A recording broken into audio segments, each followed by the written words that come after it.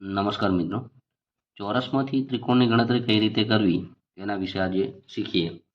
તો સૌપ્રથમ તમારે કશું જ કરવાનું નથી. જે ચોરસ આપેલું છે એનો ક્રમ આપી દેવાનો છે 1, 2, 3 અને 4. હવે જે છેલ્લો અંક આવ્યો છે 4 છે એને 2 વડે ગુણી દેવાના છે. તો 4 દુ કેટલા થઈ જશે? 8.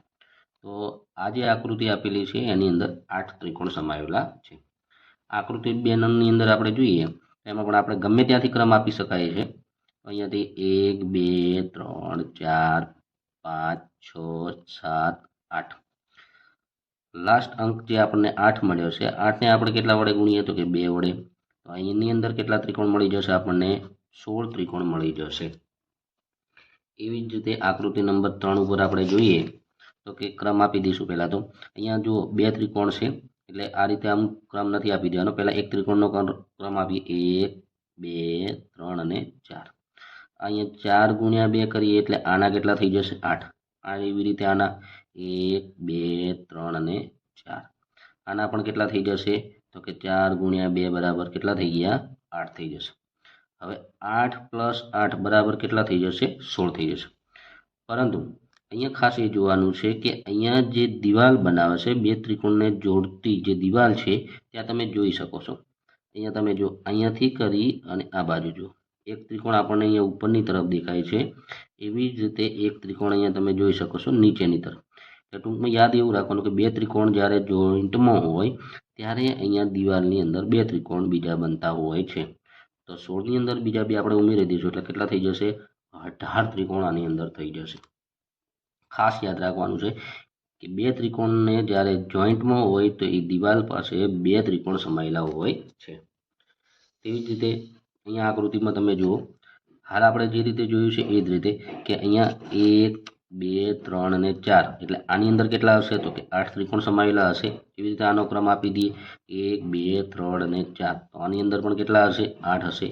એવી રીતે અહીંયા 1, 2, 3 અને 4. તો આની અંદર પણ કેટલા હશે? 8 હશે. 8 ગુણ્યા 3 બરાબર કેટલા થઈ જશે? કે 24. તો એ થઈ જશે. પ્લસ અહીંયા જોઈએ કે ઉપરલા બે ચોરસ છે એને જોઈન્ટની અંદર એક દિવાલ છે તો બે ત્રિકોણ અહીંયા હશે, પ્લસ 2 કરી દઈએ. એવી રીતે અહીંયા તમે જુઓ આ ઉપરલું અને એક આ નીચેલું અહીંયા જોઈન્ટ છે તો કે અહીંયા પણ કેટલા હશે? 2 હશે, પ્લસ 2 કરી દઈએ. ટોટલ કેટલા થઈ ગયા? તો કે 28 થઈ ગયા છે. હજુ ક્યાંય દેખાય છે કે હા? અહીંયા તમે જો અહીંયાથી કરીને આ ભાગ જે છે એ આખો અહીંયા એક ત્રિકોણ બનાવે છે. તો પ્લસ કેટલા થઈ જશે? 1. તો આપેલ આકૃતિની અંદર ટોટલ 29 ત્રિકોણ સમાયેલા છે. ખાસ જો અહીંયા આપણે જોયું કે દરેક જે 3 ત્રિકોણ છે એના 8 એટલે 8 તરી 24 થઈ જાય છે. અહીંયા એક બંધ છે અને અહીંયા એક બંધ છે. તો 2 ગુણ્યા 2 એટલે કેટલા થઈ ગયા? 4 થઈ ગયા. 24, 4, 28 થઈ ગયા. અને એક મોટું ત્રિકોણ આપણને જોવા મળે છે. ચલો અહીંયા ત્રિકોણની ચોરસની અંદર ત્રિકોણ છે એની અંદર પાછું બીજું ચોરસ છે એમાં પણ ત્રિકોણ છે. તો અહીંયા જોઈ લઈએ 1, 2, 3, 4, 5, 6, 7 અને 8. એટલે બહારનું છે એની અંદર 8 ત્રિકોણ છે. એટલે 8 ગુણ્યા આપણે કેટલા કરશું? 2 એટલે 8 દુ કેટલા થઈ જશે? 16 થઈ જશે. એવી જ રીતે અંદર લ્યો 1, 2, 3, 4, 5, 6, 7 અને 8. એટલે 8 ગુણ્યા 2 એટલે એ પણ કેટલા થઈ જશે? 16. 16 પ્લસ 16 એટલે કેટલા થઈ જવાના છે? 32. તો આપેલી આકૃતિની અંદર પણ કેટલા ત્રિકોણ સમાયેલા છે? 32 ત્રિકોણો સમાવેલા છે. તો મિત્રો, જે મિત્રો નવા હોય, જોતા હોય અને આ રીતની શોર્ટકટ શીખવા માંગતા હોય તો ચેનલને સબસ્ક્રાઈબ કરી લેજો અને લાઈક કરી લેજો.